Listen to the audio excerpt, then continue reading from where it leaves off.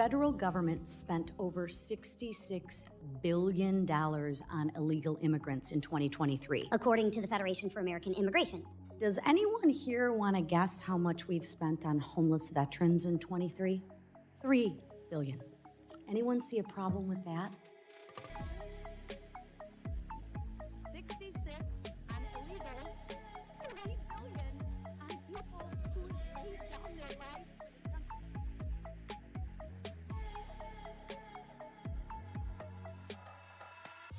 I will not consent to any expedited passage of any spending bill that provides any more American aid to Ukraine. It's as if no one has noticed that we have no extra money to send to Ukraine. Borrowing money from China to send it to Ukraine makes no sense. When we borrow it and create new money, we create the inflation that is plaguing our economy. Since the beginning of Russia's war in Ukraine, the American taxpayers provided Ukraine with $113 billion.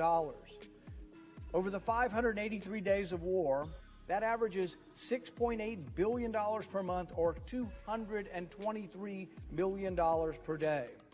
There's a lot of things that we need to fix in our country before we borrow money to try to perpetuate a war in another country.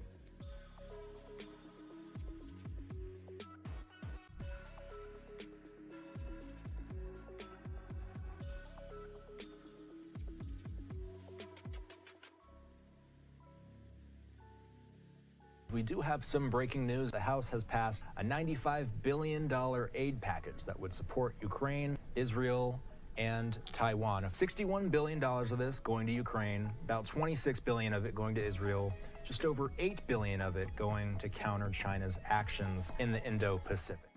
The way we treat our veterans is one of the things I struggle with most. I have a problem with sending 27 times the amount we spend on homeless veterans to any other country, even if it wasn't historically one of the most corrupt countries in the world, especially when most of that money is just being used to kill people.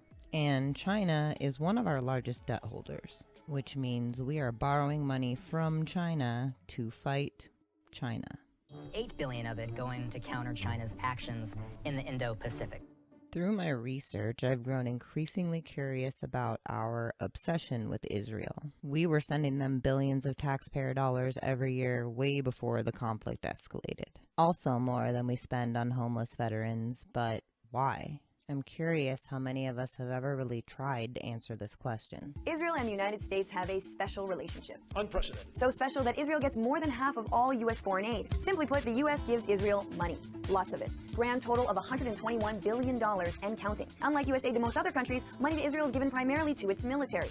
But it's a military that has been accused of war crimes by the United Nations and called trigger-happy by Amnesty International. The United States gives Israel generous diplomatic, economic, and military support unconditionally, regardless of what it does. First, there's the U.S. budget.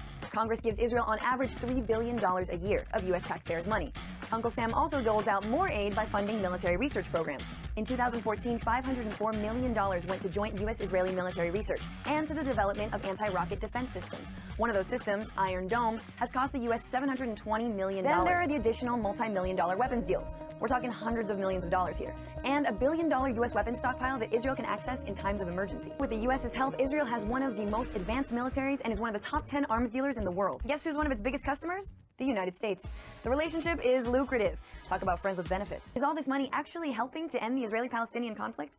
If it were cut, what might change? Israel might be willing to rethink the occupation, rethink settlement building, and perhaps get more interested in a two-state solution. Right now, they don't have to compromise because they get backing from the United States no matter what they do. This video is 9 years old. To everyone who spent that time trying to raise awareness, both Israeli and Palestinian, I'm sorry we didn't listen. I'm sorry for not paying attention. I'm going to read this because it deserves to be read. In 2020, protests in support of Palestine and against Israeli actions in the Gaza Strip took place globally, including in the United States. These protests were sparked by the Israeli military's actions in Gaza, including the bombing of residential areas, schools, and hospitals, as well as the killing of Palestinian civilians, including women and children. To be explicitly clear, I'm not taking any sides here. The only side I'm on is the one that doesn't murder innocent civilians. I believe it's time to evolve our methods of conflict resolution globally as a species. Beyond the fact that it's necessary, I also believe it's what the vast majority of humans on this planet want, and therefore is possible. Outside of a sociopath minority, none of us want a world where we're causing species to go extinct and murdering each other. Good evening, Team Human. We have breaking news to share as we have just received word that the WCO, the World Consciousness Organization, has declared a global state of emergency. According to the WCO, humanity has surpassed apex predator status and they are now a danger to themselves. After reviewing the current state of the world, a team of conscious humans who are not funded by shitty people with an agenda has determined that humanity is now in possession of godlike technology under medieval institutions with paleolithic emotions. The WCO warns that this combination is likely to achieve a multitude of outcomes, all of which are catastrophic and potentially existential. Humanity now has the capacity to control the weather, to blow everything up with nuclear weapons, and to create and destroy entire species. Previously, things only God could do. However, they are leaving the decision-making up to medieval institutions in a state of decay, run by the equivalent of drunk toddlers with matches. Furthermore, they have yet to figure out how to have difficult conversations, how to tell the truth, or how to take accountability. Social philosopher Daniel Schmachtenberger, one of the most sophisticated thinkers on the planet today, had this to say. We've been kind of shitty stewards of power for a long time. We've used our power to extinct other species, destroy ecosystems, destroy other cultures, and oppress people of lower classes.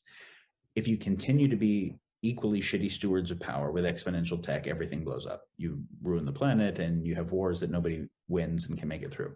And so either we continue to be humans like the humans we have been and the thing self-terminates, or we are forced to become good stewards of that power so we don't destroy ourselves. As technology is kind of giving us the power of gods, we have to get the love and wisdom and understanding of gods, or we self-terminate with that power. I don't think that we can say that anything smaller than that could possibly be adequate.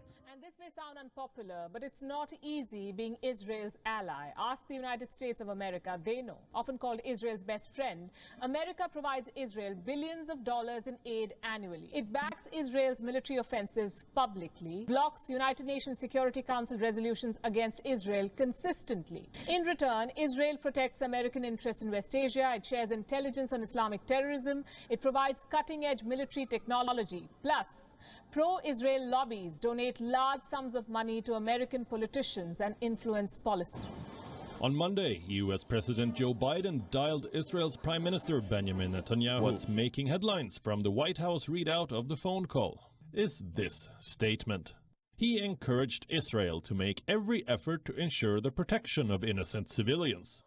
An acknowledgement of the rising civilian casualties on the Palestinian side. For those of you who are visual learners, this is what's been happening the past 215 days of this genocide. Watch. Remember when they told everyone to move down south? It's going to be safe down south. Watch. The crazy part is, I showed you guys this 135 days into this genocide. We are 80 more days into this genocide, and we are literally witnessing the same thing. Close to 40,000 innocent people have been murdered. Tens of thousands are still under the rubble. And now everyone's here, down in the south, in Rafah, and they're bombing Rafah. There are over 1.5 million innocent Palestinians that have been displaced in Rafah, right here. Over 600,000 of them are children. The aid, the food, the waters, all in that area. All of these people are living under tents. They're indiscriminately bombing this area, dropping leaflets from the sky telling them it is no longer safe to be there. They have to leave. Where are they supposed to go? The United Nations is ordering Israel to stop its assault on Rafah immediately. More than 1 million civilians are in the southern Gaza city seeking refuge. In another major blow to Israel, the International Court of Justice today ordering the country's military to halt its assault on Rafah, citing an immediate risk to the more than 1 million Palestinian civilians who had sought refuge in the southern Gaza city. Israel must immediately halt its military Israel has indicated it will not comply. It comes the same week the International Criminal Court said it would seek arrest warrants for Israel's prime minister and defense minister, along with top Hamas officials on war crimes charges. Non-violent Palestinian activists struggle against the daily violence and harassment of occupation. Violence and harassment subsidized by the way, with billions of U.S. taxpayer dollars. How are US tax dollars being spent on Israel? Through a lot of military funding. Since Israel's creation in 1948, the United States has provided $236 billion in aid and missile defense funding. Human rights groups say the Israeli army has been using US-made military equipment to attack Gaza. Dozens were children.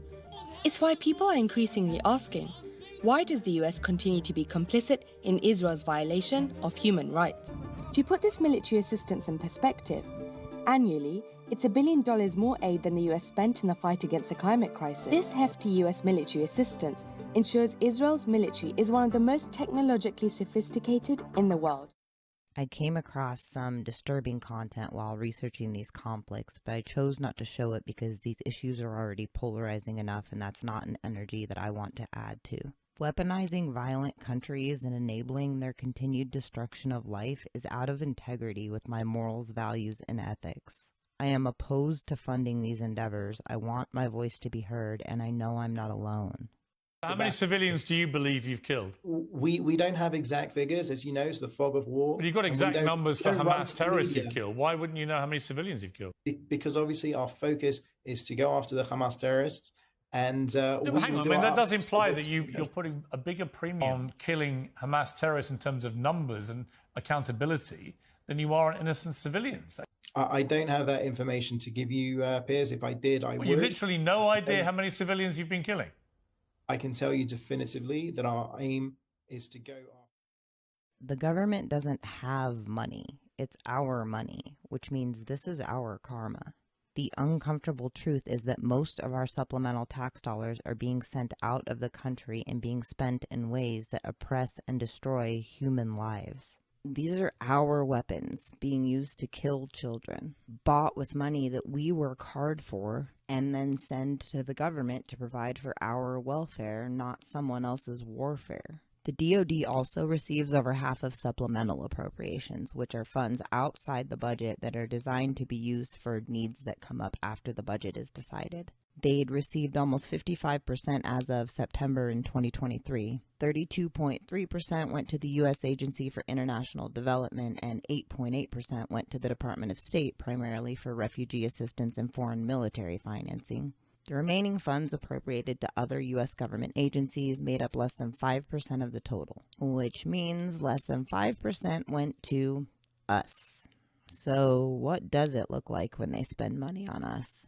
That question brings us to the DSAC, less affectionately known as the Domestic Security Alliance Council. More collusion between big business and government. The mission of the DSAC is to promote and strengthen U.S. national and economic security through strong government and private sector partnerships, which is just a cowardly and arrogant way of saying they used our money to get our banks to spy on us. Big government was colluding with big tech to censor Americans. It's big government colluding with big banks and big business to spy on everything Americans buy, every place they go, everything they do. Our government is building profiles on the American people. There's this entity we've discovered called the Domestic Security Alliance Council, the DSAC, where the FBI, the Department of Homeland Security, works with 650 of the largest companies in the world. And they work through this controlled access portal. What are they sharing in this secret portal? Any American who opposes firearm legislation, the easing of immigration restrictions, and COVID mandates is someone banks should be watching. The federal government and banks also use what they call merchant category codes to flag Americans that shop at places like Bass Pro Shop and Cabela's. They flagged Americans who bought religious text. This is scary where things are headed, and all this being done with no process, no warrant, no notification to the customer that the banks are actually supposed to serve. The big government shouldn't be working with big banks to target Americans for behavior that is legal and constitutional. Surprisingly, I was unable to determine how deep the DSAC is penetrating into our tax budget. Perhaps this is one of the reasons the DoD does not like to document its spending. I was also unable to find any evidence to support this. According to a DSAC report shared with financial institutions, Americans who expressed opposition to firearm regulations, open borders, lockdowns, mandates, and the deep state may be potential domestic terrorists. Damn, domestic terrorist is quite the jump from conspiracy theorist. referencing this report on financial surveillance in the U.S. from the Committee on the Judiciary and Select Subcommittee on the Weaponization of the Federal Government. This FBI intelligence product, talking about the DSAC, along with other shady shit that was shared, I obviously summarized that, detailed the extent to which federal law enforcement derisively viewed American citizens. I didn't know exactly what that word meant, so I went ahead and looked it up for us, and here you go. In the words of the government, the FBI and other intelligence agencies viewed us in a mocking and demeaning manner, which feels pretty accurate. When our government and our banks collude behind our backs to violate our civil liberties with our money and without our consent, that feels a lot like being mocked. What I want to do right now is be sarcastic, but instead, I'm going to channel my inner adult. We're going to pretend this is actually legitimate, and we're going to use it as an exercise in discernment. Remembering that we pay taxes for three things: debt, defense, and welfare. Violating our civil liberties is in stark contrast to providing for our general welfare. So the only potential justification for doing so would be if there was an imminent threat to our safety. Except even then, it would be unconstitutional. That's kind of their whole point. Civil liberties are guarantees and freedoms that governments commit not to abridge either by constitution, legislation, or judicial interpretation without due process. Though commonly referred to as rights, civil liberties actually operate as restraints on how the government can treat its citizens. Civil liberties are constitutionally protected freedoms, which means the government is operating outside of the Constitution and there is no justification for violating them. But for the sake of this exercise, let's pretend there was. An imminent threat to our safety would be the only justification, so let's explore that. People who shopped at sporting stores like Bass Pro Shops or purchased religious texts may have had their transactions flagged as possible active shooters or terrorist. Before we actively research this, let's take a moment to intuitively feel into this claim. Does it feel reasonable that Americans who buy firearms, Bibles, and camping gear and oppose lockdowns, open borders, and mandates are likely to be active shooters or terrorists? I ask this question genuinely because intuition plays a foundational role in discernment. If you haven't looked into neuropsychology and the frontier research behind intuition and brain hemispheres, I highly recommend doing so. In my opinion, this is one of the best ways to protect ourselves against narrative warfare. Back to our claim, intuitively for me, this is a no, but I check most of those boxes and am obviously biased, so let's do some research. I could not find an obvious link between these things, so that's red flag number one. The National Security Council report detailing the entire strategy for countering domestic terrorism fails to mention a single one of them. And after a few hours, I gave up because all we really need to do on this one is look at the numbers. There were 231 incidents, meaning attacks or plots that met the definition of domestic terrorism between 2010 and 2021, averaging 31 fatalities per year. An estimated 20 million Bibles are sold each year, approximately 17.4 million firearms, annual sales of camping equipment roughly 3.7 billion, so say we all spent 500, that's 7.4 million. Multiplied over an 11-year period, that's like 200 million sales each of Bibles and guns and 80 million sales of camping equipment. And virtually every poll I found showed at least half of Americans oppose lockdowns, open borders, and mandates. Which means that conservatively 10 to 50% of Americans share the traits that allegedly led to a total of 341 deaths over an 11-year period. Not only does this not warrant an intrusion upon our civil liberties, it also sounds a lot like racial profiling, except it's based on beliefs and hobbies. Racial profiling is defined as the use of a generalized suspicion based on race rather than evidence specific to the individual in policing and law enforcement activities. Replace the word race, and here we are. Given all of this information, it looks a lot less like they're building a database of terrorists and a lot more like they're building a database of people who threaten their agenda. Did our banks exercise any discernment before cheating on us and selling us out? It's also worth noting that during that same time frame, there were over 500,000 suicides. And every death certainly matters, but we lost 1,550 times the number of lives to suicide than we did to domestic terror incidents. We lost almost another 500,000 during that same time frame to opioid toxicity. If preserving human life and providing for our general welfare are the objectives, then wouldn't we be creating programs to address mental health and opioid addiction, given that we lost 1 million American lives to those things versus 341 to domestic terror? Beyond that, and sadly, we can't talk about terrorism in the United States without discussing false flags, which are domestic acts of terror orchestrated by our government.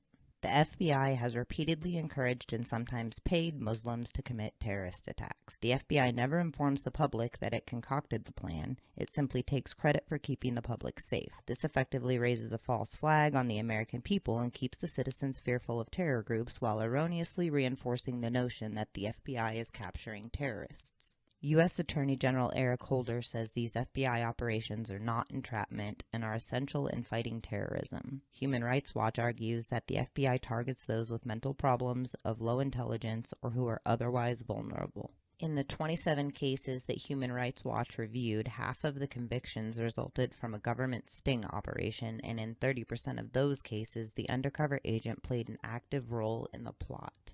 Quoting one case specifically where the judge found that the government came up with the crime, provided the means, and removed all relevant obstacles. The government stages false flag operations as a tactic to discredit groups of people, start wars, enact severe laws, overthrow political opponents, gain alliances, and to advance various other agendas. I project no certainty regarding which attacks were real and which were nefarious intelligence operations with ulterior motives. What I can tell you is that many of the official stories are an insult to our intelligence. They contain DoD accounting-sized black holes and would not come close to passing an initial underwrite.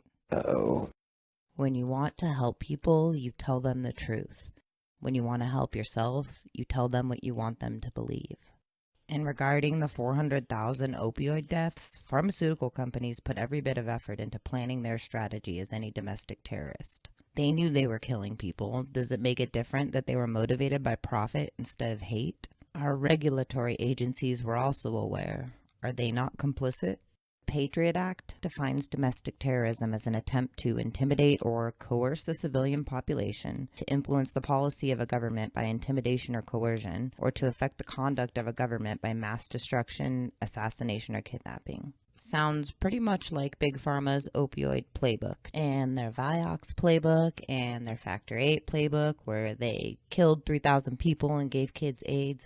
Which coincidentally made news a few days after I edited it into the video, despite the fact that it happened in the 1970s and 80s, where the UK government finally apologized 40 or 50 years later and acknowledged multiple governments' involvement, along with multiple institutions. I want to make a wholehearted and unequivocal apology for this terrible injustice and the devastating and so often fatal impact this had on so many lives, including the impact of treatments that were known or proved to be contaminated, and the mismanagement of the response to the emergence of AIDS and hepatitis viruses amongst infected blood victims. To apologize for the repeated failure of the state and our medical professionals to recognize the harm caused. To apologize for the institutional refusal to face up to these failings, and worse, to deny and even attempt to cover them up. The dismissing of reports, the loss and destruction of key documents, and the appalling length of time it took to secure the public inquiry, which has delivered the full truth today. You're telling me that these people that dumped this AIDS-tainted blood in foreign countries, who killed children, have not been taken to task in the United States? It's worse than that. The U.S. government allowed it to happen. The FDA allowed this to happen.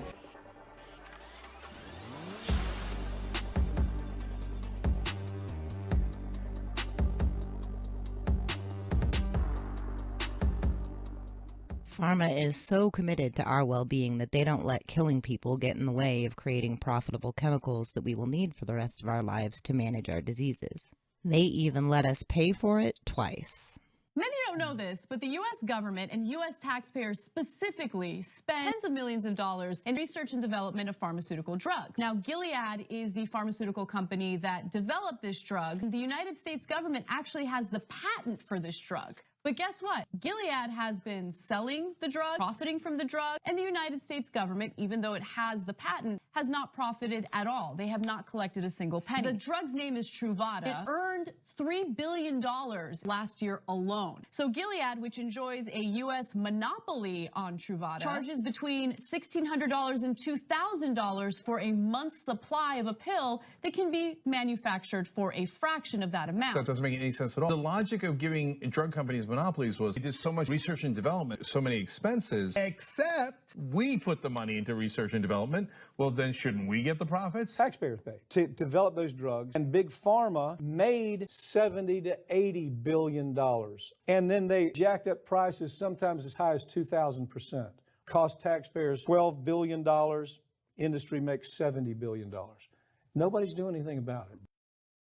So we give the government a bunch of our money, of which the government then funnels tens of billions of to agencies like NIH and NIAID to either conduct research or award grants to various private companies and universities to conduct their own research, which they then use to come up with new drugs that generate large profits, some of which they send back to the agencies in the form of royalties, none of which they send back to us. Instead, they pass along the alleged cost of said research by charging outrageous prices, even though we were the ones who funded the research in the first place. But the uncomfortable truths don't stop there.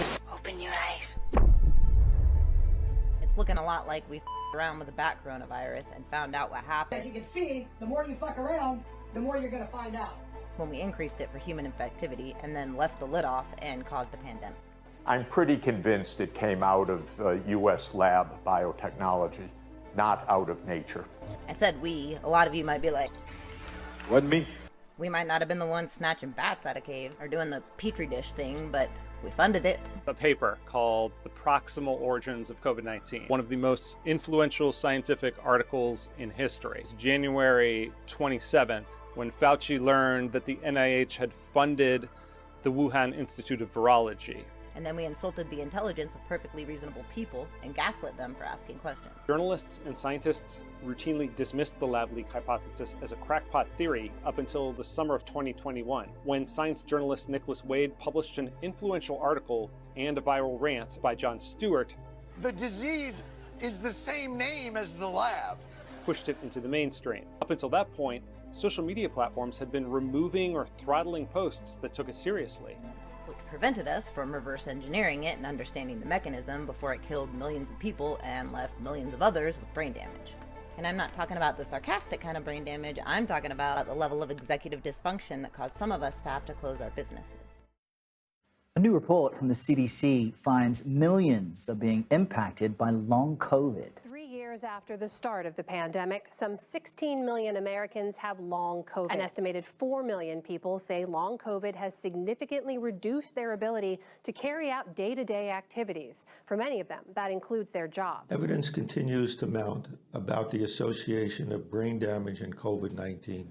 Long COVID has been associated with persistent brain impairment. Tiny blood clots, say, in the brain, for Another example. symptom actually recurred during our interview, brain fog. These 12 symptoms that they say form the hallmark of long COVID. Things like brain fog.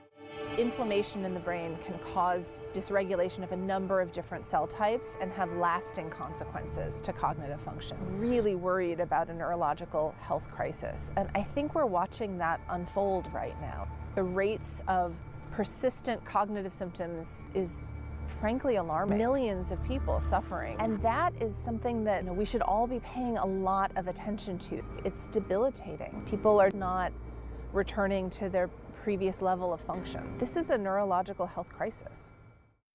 In case you were wondering why Past Me was so angry, this actually is my story. I probably wouldn't be making this video otherwise. This thing bulldozed my life in March of 2020. It's the reason I started digging into any of this. It's the reason I'm making this video. This is a heart-centered passion project rooted in advocacy, not just for myself, but for all of us. I'll tell my story in a minute, but first we need to address the way the lab leak hypothesis was treated because it matters a lot. When I learned that the virus could have potentially escaped from a lab, I immediately began researching, not out of skepticism, but out of hope. This was an incredibly dark time for me. Long COVID was not being recognized yet. I was terrified I was going to orphan my son. If it was created in a lab, that meant we could reverse engineer it and I could maybe get my life back.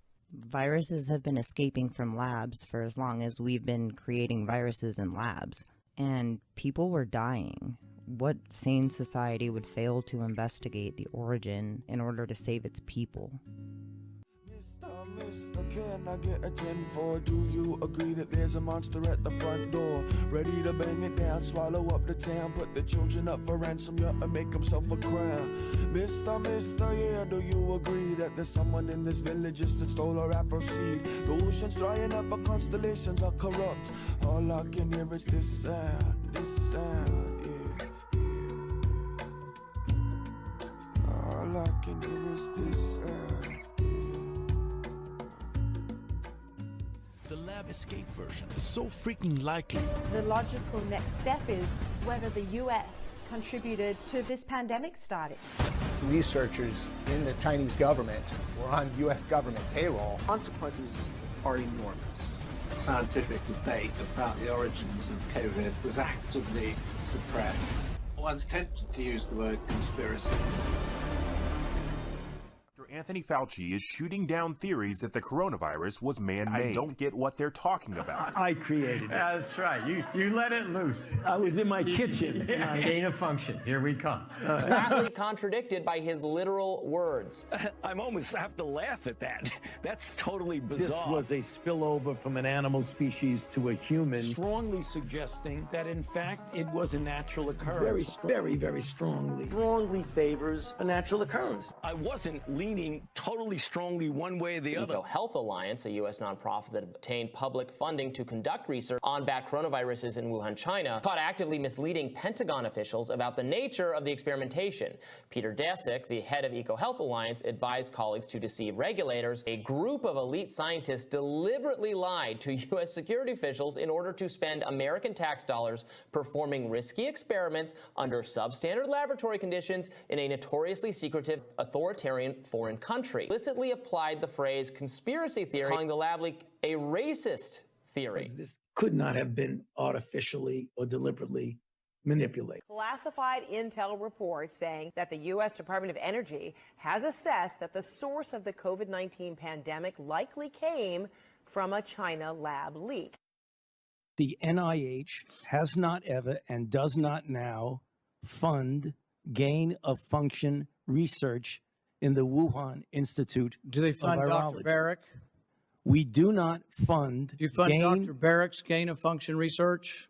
Dr. Baric does not doing gain of function research. We'll rattle off a bunch of sentences and words. Research at the Wuhan Institute of Virology through EcoHealth. It depends on your definition of gain of function research. If you're speaking about the generic term, yes, we did. Uh-oh. Is that what they do? At best, this feels like another Jared Bernstein situation where the chief something advisor doesn't understand the something, and the most important decisions for our country are being advised by drunk toddlers with matches. But without projecting certainty, it is far more likely that he's lying. Just like this guy. I did not have sexual relations with that woman, Miss Lewinsky. Never. These allegations are false. Indeed, I did have a relationship with Miss Lewinsky that was not appropriate. In fact, it was wrong. I misled people, even my wife. And this guy. I take the threat that he develops weapons of mass destruction very seriously. Hold freedom-loving nations hostage with the world's worst weapons. That pretty well put was a period at the end of the sentence there. I met with a lot of the families of the fallen who, obviously want to talk about their child. And yeah, I felt terrible about it. Clearly, I think many of us can forgive Bill for cheating on Hillary, and at least he came clean. Bush, not so much. It takes a next-level coward to still be clinging to his incongruence in light of all of the evidence.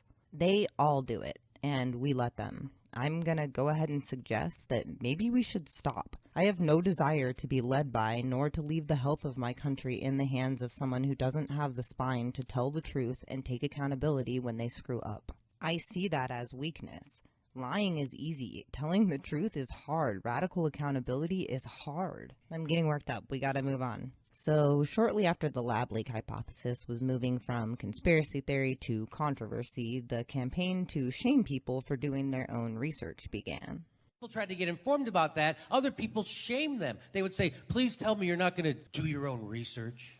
You've heard people say that. Please don't do your own research. You know, before COVID, doing your own research used to be called reading.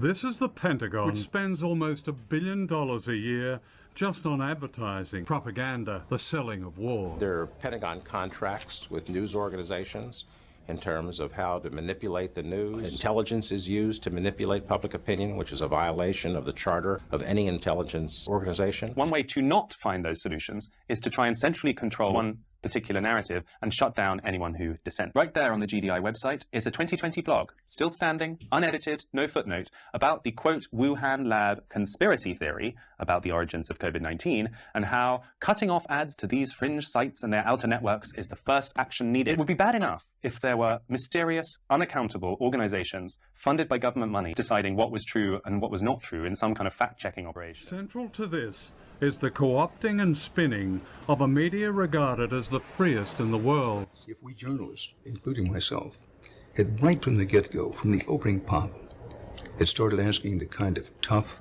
digging, aggressive questions we should have been asking, and doing our reporting, rather than just being kind of stenographers, perhaps we would not have gone to war. How many wars can we say that about? Many of us don't want to have to do our own research.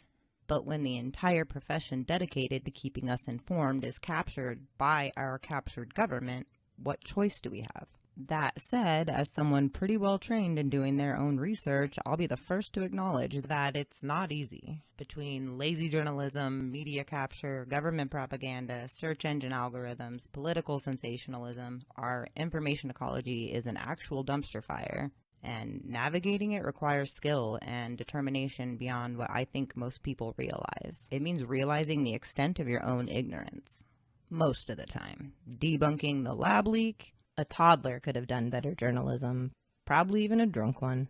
This Vanity Fair article actually does a decent job dissecting everything, so shout out to Catherine Eban for doing journalism. It's pretty detailed. You should definitely check it out. I'll just give you the Cliff Notes version. You remember hearing about this guy. You fund Dr. Baric's gain-of-function research? Dr. Baric does not... And you've probably heard of this guy. What about Peter Daszak? No. Baric is a researcher and professor at UNC, known as the world leader in the study of coronaviruses. Daszak is a zoologist and the president of EcoHealth Alliance. Pete and Ralph have quite a bit in common. They both love bats, viruses, and taxpayer grant money. They also love combining these three things into risky research that has been stirring up public debate for over a decade. They were the inspiration behind this 2015 article in Nature, which I understand to be one of the most prestigious medical journals, that states an experiment that created a hybrid version of a bat coronavirus, one related to the virus that causes SARS, has triggered renewed debate over whether engineering lab variants of viruses with possible pandemic potential is worth the risks. In another article posted 3 days prior in Nature Medicine, scientists investigated a virus called SHC-014, which is found in horseshoe bats in China. The researchers, i.e. Pete and Ralph, created a chimeric virus made up of a surface protein of SHC-014 and the backbone of the SARS virus that had been adapted to grow in mice and to mimic human disease. The chimera infected human airway cells, proving that the surface protein has the necessary structure to bind to a key receptor on the cells and to infect them. This is a stupid way to say this, but I'm just reading. Although almost all coronaviruses isolated from bats have not been able to bind to the key human receptor, SHC-014 is not the first that can do so. In 2013, researchers reported this ability for the first time in a different coronavirus isolated from the same bat population. And that paper was co-authored by Peter Daszak. In 2013, bat SARS-like coronavirus letters and numbers was shown to be able to directly infect the human HELA cell line. It was the first time that human cells had been infected with a bat SARS-like coronavirus in the lab. The strain that infected the human cells was named bat SARS-like coronavirus WIV. WIV as in the Wuhan Institute of Virology. Briefly rewinding this to remind us that this was 2013. In 2015, the University of North Carolina and the Wuhan Institute of Virology conducted research showing that SHC-014 could be made to infect the human HELA cell line through the use of reverse genetics to create a chimeric virus consisting of a surface protein of SHC-014 and the backbone of a SARS coronavirus. So to quickly recap, the only 2 times in the last 20 years the bat coronavirus has teamed up with SARS to infect humans, Baric and Daszak engineered it, along with the Wuhan Institute of Virology, with taxpayer money. It is also worth noting that the Wuhan Institute of Virology was approximately 8.6 miles from the wet market where the pandemic was claimed to have originated, at least before they allegedly repatriated it in January of 2020. The fact that all of these coincidences led people to ask questions is more than reasonable, and the way that intellectual curiosity escaped journalists should alarm all of us. Especially when the expert at the center of the natural origin argument shaming people for suggesting a potential lab leak is the same dude doing risky, controversial bat virus research in Wuhan, China, who's known as the father of gain-of-function research. And as if all of this wasn't enough, things get a lot more coincidency when we review Daszak and Baric's 2018 Defuse grant proposal to DARPA outlining the exact recipe for the virus. Let's start with Dr. Quay and go back to the Defuse grant for just a second. This is a grant by EcoHealth and Peter Daszak. And that grant lays out a framework for the development of COVID-19. What are the chances of all those things ending up in a COVID virus? 1 in 1.2 billion. It's 1 in what? It's 1 in 1.2 billion. 1 in a billion chance all that comes to fruition. So Dr. Baric, North Carolina, developed the technology for the protein spike. He taught Dr. Shi. He gave them humanized mice. This was all funded with grant money as well. What were some of the comments in the margin you think that are significant? Well, this is important because the folks told DARPA, we're going to do this research in North Carolina under very high safety conditions in the grant. That's what they wrote. The marginal comments in drafts that were only obtained through FOIAs said a different thing. Daszak said, hey, we're going to shift this over to Wuhan because it'll be cheaper, faster. We'll get a lot more done that way. Baric says, boy, if U.S. scientists knew this was going on, they would think this is crazy. Boy, if U.S. scientists knew this was going on, they would think this is crazy. A group of elite scientists deliberately lied to U.S. security officials in order to spend American tax dollars performing risky experiments under substandard laboratory conditions in a notoriously secretive, authoritarian foreign country. So, Dr. Baric, you along with Dr. Fauci, are the father of gain of function. So Dr. Baric, along with Dr. Fauci, are the father of gain of function. Fast forward to January 2020, these two scientists, Daszak and Baric, sitting down with a sequence of SARS-CoV-2, and a computer would know within 1 hour, this thing has all the features of what we proposed in that grant. But of all the smoking guns, the genetic makeup of this virus, the protein spike, the furin cleavage site. This particular feature has alarmed Western virologists. A number of Western virologists, when they first saw the sequence of this virus, said, whoa, it's got a furin cleavage site in. That's very unusual for a SARS-like virus. In fact, it's unique. We've never seen one with this before. You can tell it's been added because you can align the spike genes of other viruses alongside each other and see that this is an extra piece of RNA, not a changed piece of RNA. And it allows the virus to use a human enzyme called furin to spread from cell to cell, from tissue to tissue, to effectively makes the virus much more dangerous and much more transmissible. It's the reason we're having a pandemic. It's the reason we're having a pandemic. Synthetic link sequence never found in nature. Sins of gain of function research. Is there any civilian purpose? Research has no civilian practical application. Researchers undertake it because it is fast, it is easy, it requires no specialized equipment or skills, and it was prioritized for funding and has been prioritized for publication by scientific journals. These are major incentives to researchers worldwide. You testified that you did not suppress the lab leak theory, yet in the past you have said, quote, it is a distortion of reality, unquote. You've said, quote, I've heard these conspiracy theories, and like all conspiracy theories, they're just conspiracy theories. That's what you told the American people. I was parachuted into the CIA like Jason Bourne and told the CIA that they should really not be talking about a lab leak. Thank you. It says NIH scientists made $710 million in royalties from drug makers. Don't you think that if these experiments are made using American tax dollars, that nearly billions of dollars should be going back to the American taxpayer, not in the pockets of the scientists? If you want to change the patent laws and the Bayh-Dole Act, then go ahead. I'm already at this guy. I don't know about you, but we can't move on without talking about this. Billions of dollars have been funding these animal experiments. Cruel, horrific animal research. Taxpayers are footing the bill. Beagle puppies that have their throats slit. They are being injected with ticks. They are murdered after just a few months. I'm puzzled as to what that has to do with the origins of COVID.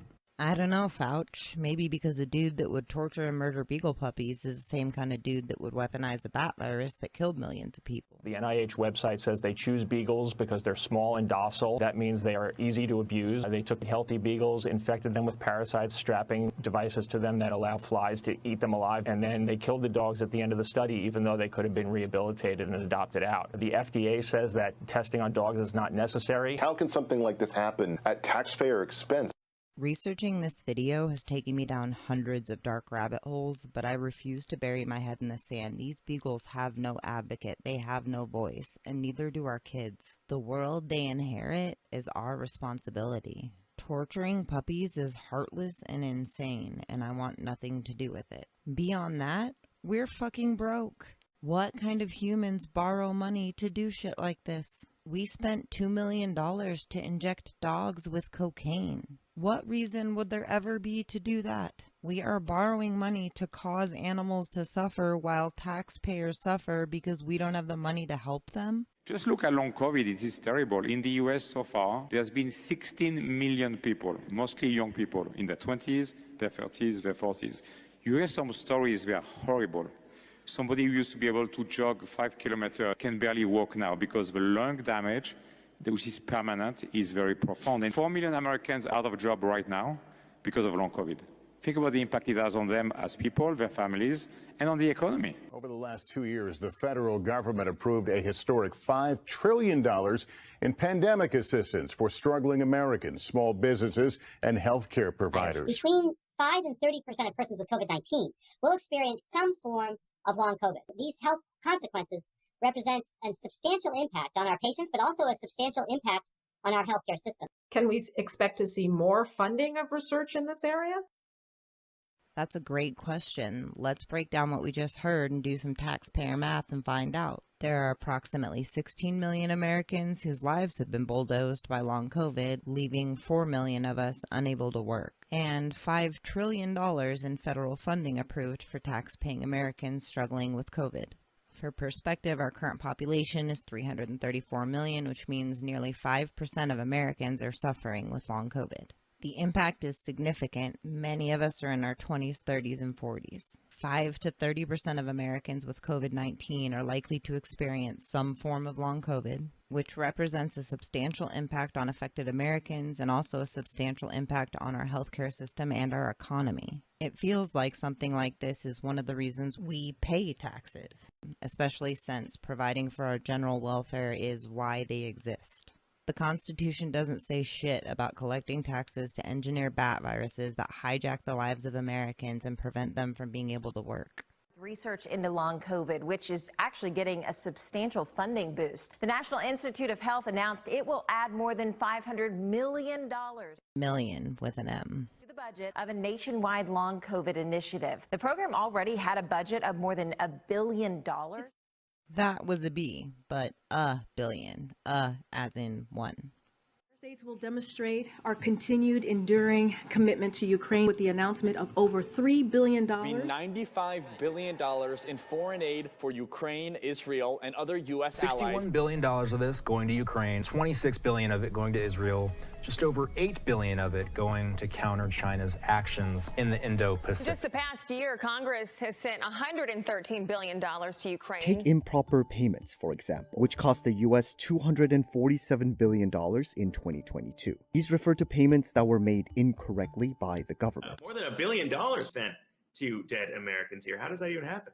Yeah, $1.4 billion sent to people who had died. That's over $7 billion in public money going towards building and renovating NFL stadiums. Heavy cross to bear, $451 billion. The weight of the world right now on the shoulders of every American taxpayer. Medical care, shelter, housing, education, and welfare benefits for tens of millions of migrants from cities all over the country. Investigators say hundreds of billions have been lost to fraud. The U.S. has sent more than $70 billion worth of aid to Ukraine since Russian troops crossed its border last year. My most recent report uncovered $482 billion in government waste. For example, NIH spent more than $1.1 million to get mice drunk, $2.3 million to inject 6-month-old beagle puppies with cocaine, $3 million to watch hamsters fight on steroids, It makes me so mad that I want to stop paying my taxes forever. Break down some more of this ridiculous cash we're sending over to study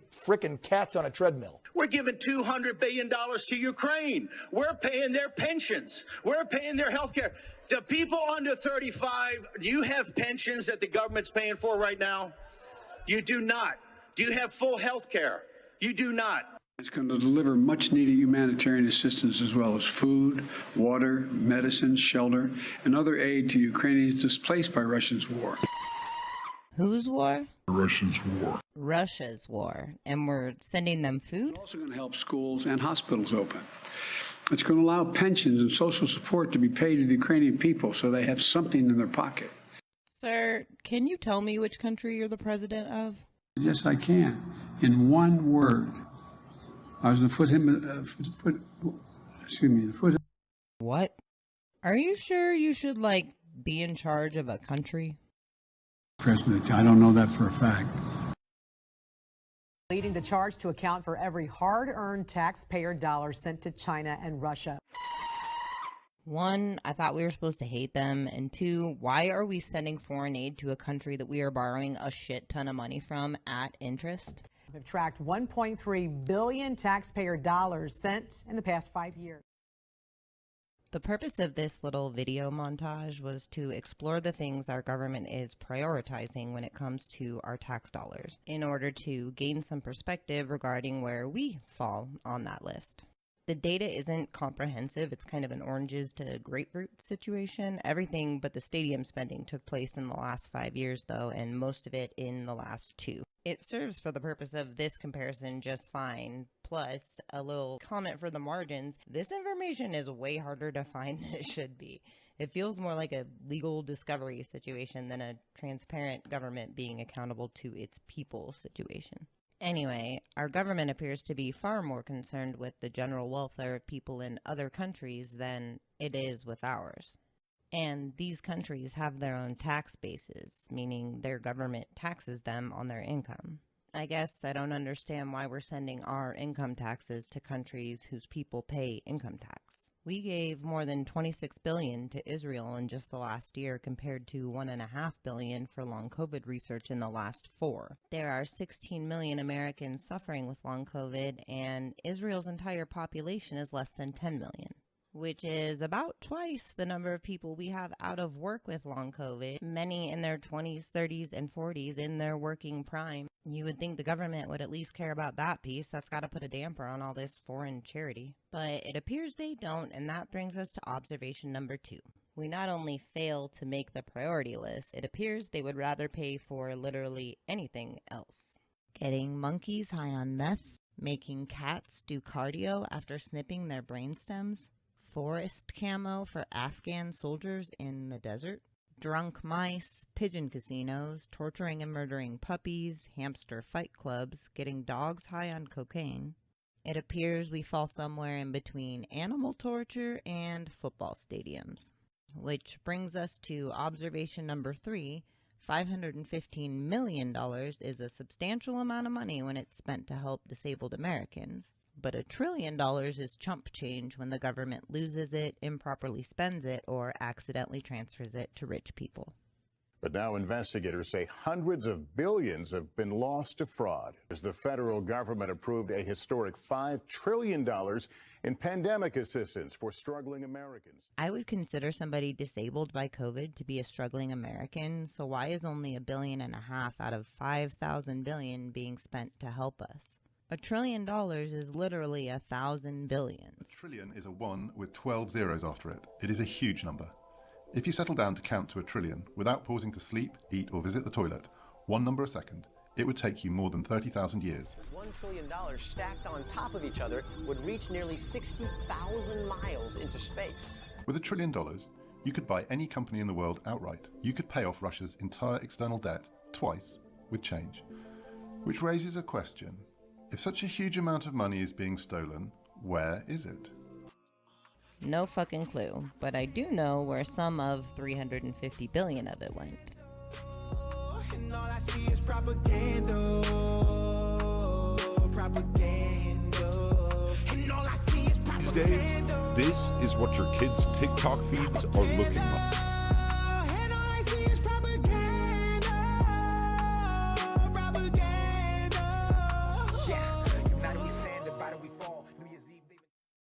They've been enlisted by the President of the United States to fight fake news and tackle misinformation. Armed only with their phones and some specially purchased lighting and audio equipment, it's the U.S. Influencer Army. The White House, along with a so-called army of 50 TikTokers, Twitch streamers, YouTubers, and Instagrammers. The White House is tapping the likes of Gen Z icons, Olivia Rodrigo, Dude with Sign, and Benny Drama, just to name a few. Spirit fingers, mama. We need to get shots in the arms. She has about 30,000 followers on Instagram, and she was paid about $500 for 2 posts about wearing masks. Now, after losing her grandmother to COVID, she hopes to be paid to advocate for vaccines as well. I don't know how much we paid these kids to pretend to be doctors, but AI kindly told me that it came from $350 billion set aside from the $5 trillion of pandemic wealth transfer relief funds. Hopefully you caught that. Anyway, here's some signal for you. To solve the problem of kids not getting vaccinated, instead of meeting their parents at their intelligence level and answering their questions about safety, the agenda shamed us for doing our own research and gave our tax money to the kids our kids follow on social media to coerce them with knowledge. We're not here to just like push people to do it. It's more of like, hey, you know, it's an option.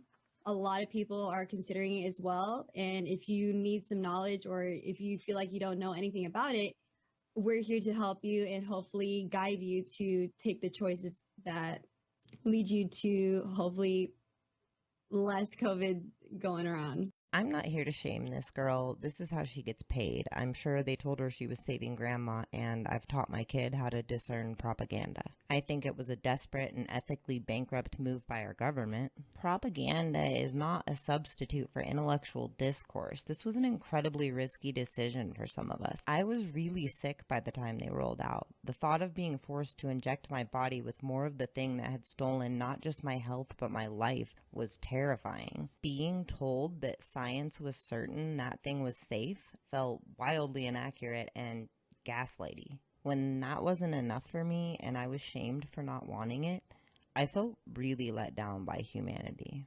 I'm not here to debate Roxanne's. I honor your right to choose whatever is best for you. I will say this, anyone promising us certainty is playing on our need for safety. Everything carries risk. Anytime you're being told that safety is certain, check for liability. If you're only being given the safe side of the story and you're carrying liability, make it a rule to investigate the risk yourself or assume that the actual risk exceeds your threshold. I know a lot of people think long COVID is code for Roxanne injury, but it's not. Some of us just can't tolerate the spike protein regardless of how it gets into our bodies. But I imagine that the people dealing with long COVID from the Roxanne feel more let down than I do. Especially after this recent admission from Robert Redfield, the former director of the CDC. So, without further ado. I mean, I was upset with CDC when I left because they stopped tracking people that were infected that were previously.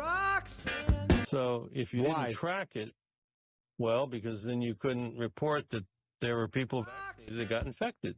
But no, wait, why did they stop tracking it? I think there was a decision not to do anything that made the vaccine sound like it didn't work. I've always tried to be honest that I think there was some major mistakes. They should have never been mandated. I also felt that people should have been more honest about the fact that there were side effects and some people were actually harmed. Came down and visited me and interviewed my patients. You'd interview patient after patient after patient that did not have COVID, but are very sick long COVID patients, and it's all from the spike protein is immunotoxic. You get infected, it's immunotoxic. But when you give them we make the spike protein. Now, this is my opinion, okay? When I give you an mRNA, and I've taken it myself multiple times, I don't know how much spike protein you make. Uh-oh. What the? I give you mRNA, and then your body makes it. Right. So you make a little, you may make a lot. You may make it for a week, you may make it for a month. I don't know when they knew about the whole some of our bodies will become spike protein factories problem, but thanks to doing my own research, I knew about it well before the Roxannes rolled out. If I found the information, they had access to it. This is the reason that independent oversight and liability are non-negotiable. A party who wasn't invested in the success of the product wouldn't have been motivated to withhold this information, which was a complete betrayal of our right to informed consent. And a company with liability wouldn't have concealed risk to push a potentially harmful product unless the risk was negligible, because compensating people gets expensive. So I just saw something from Biden showing that he is going to use our tax dollars to pay TikTok influencers to dispel vax hesitancy lies. No. First of all, I've read probably 200 white papers on rocks. I know way more about rocks than I ever wanted to. There's no way that some TikTok influencer half my age is going to be able to have the level of conversation I'm looking for to feel comfortable with this decision. The internet knows me as Tink. Happy vax girl. Is it safe to go out and get a drink? Or maybe 2 drinks? 1 drink, 2 drinks, you're protected by Vox. Should we have any concerns about getting pregnant after? Tens of thousands of women who have been vaccinated while pregnant, and there's no problem at all. You're good. And there's no problem at all. You're good. This is a state suing Pfizer. Pfizer possessed reports for 458 pregnant women who received Pfizer's vaccine during pregnancy. More than half of the pregnant women reported an adverse event, and more than 10% reported a miscarriage, many within days of the Pfizer also possessed information from its own October 2020 study on pregnancy in rats, indicating that its vaccine was likely linked to infertility, loss of litters, and stillborn offspring. The more people we get, the safer and safer all of us will So be. do you think that I look 26? Because You have that ageless look to you.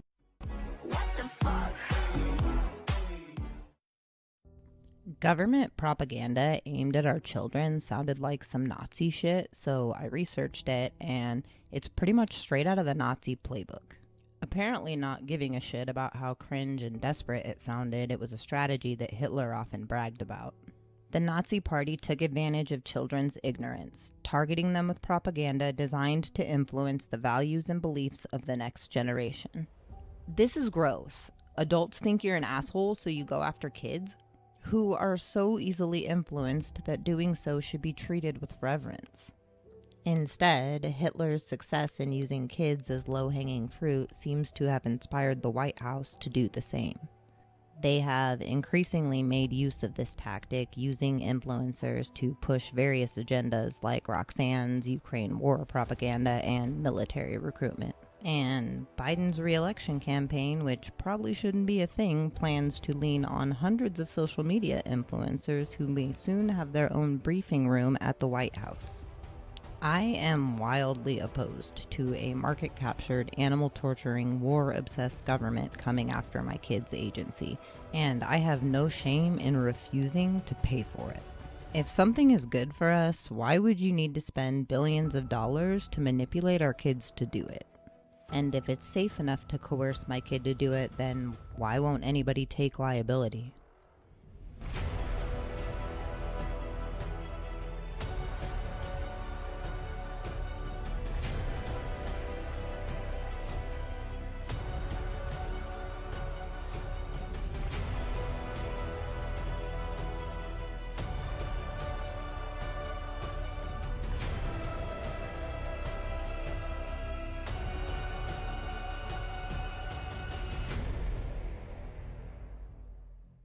Speaking of kids, remember when we were growing up and there were no such thing as stupid questions, there were 2 sides to every story, and calling people names was bad? Do those things no longer apply to adults? With every aspect of COVID, both our government and the media portrayed one story, one narrative. Alternative possibilities were not intellectually addressed, and anyone who questioned that narrative was called names and shamed for asking stupid questions. When your intention is to discover the truth and do what's best for people, you don't shut down intellectual curiosity. You explore all possibilities. When your intention is to avoid accountability or to get people to do a thing, you call them names. Here's the thing about gain-of-function research and the origins argument, and I don't know why this isn't being talked about, but there's a solid argument to be made that the government had no choice but to create the virus. It's called an arms race. If other countries are creating bioweapons, then we're kind of forced to understand those bioweapons and develop potential cures. DARPA, the defense agency that denied the EcoHealth grant proposal while their NIH grant got reinstated, but funded the Moderna Roxanne research, literally exists for this very reason. Just like nuclear weapons and AI and going to the moon, which we are told we did on this and then recorded over the proof because of a shortage of magnetic tapes, we don't want to be surprised by another country that possesses technology or weapons that we don't understand. DARPA, the Defense Advanced Research Projects Agency, is a United States government agency responsible for the development of new technologies for the military. DARPA's mission, as stated in its 1958 charter and reaffirmed in 2021, is to make pivotal investments in breakthrough technologies for national security. This mission drives the agency's focus on developing innovative weapons and technologies to ensure the United States maintains its military superiority. In the next section, we will dive further into DARPA and the world of PSYOPs as we explore the risk that lurks in the shadows.